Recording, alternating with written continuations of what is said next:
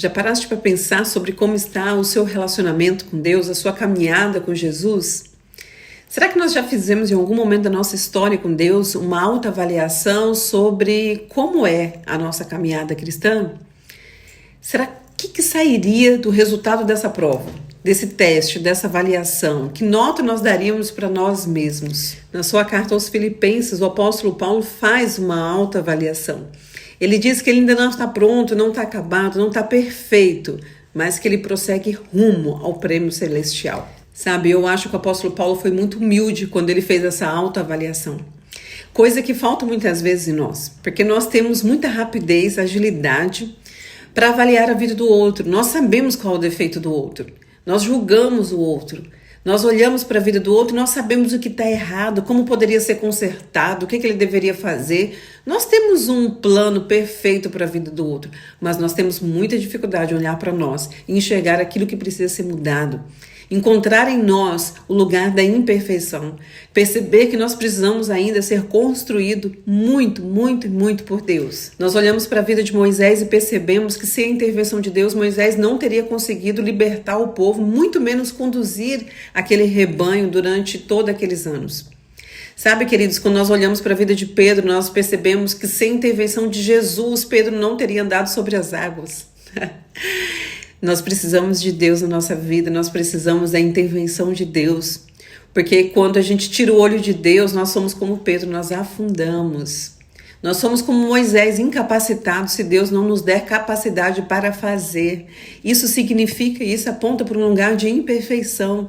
Nós não estamos prontos, nós não estamos acabados. E todas as vezes que nós avaliarmos o outro, nós precisamos nos lembrar dessa mesma régua para medir e para avaliar a nós mesmos. A presunção espiritual é uma característica do fruto que Adão e Eva comeram e que nós recebemos por herança. Lembram-se do desejo que eles tinham de ter muito conhecimento, de ser parecido com Deus.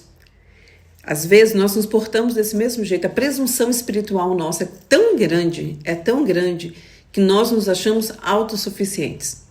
Nós achamos que nós somos melhores do que todos, que ninguém faz aquilo que nós fazemos melhor do que nós.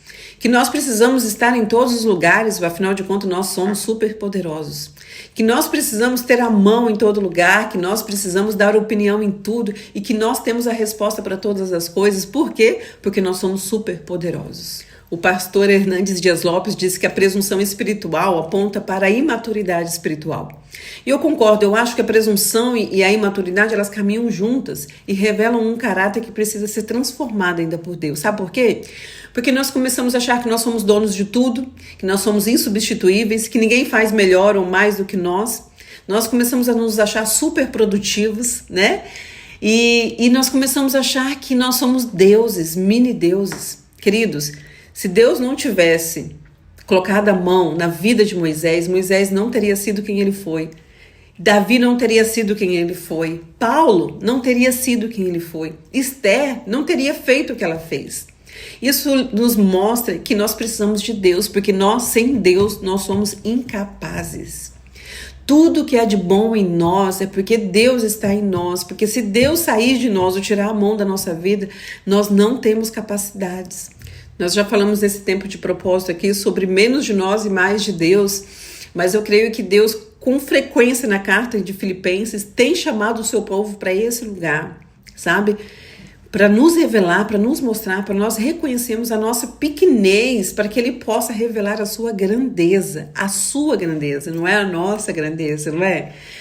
E eu quero deixar essa reflexão para você hoje, que nós possamos nos submeter ao Senhor para que Ele revele o nosso coração presunçoso, imaturo muitas vezes, que precisa de transformação.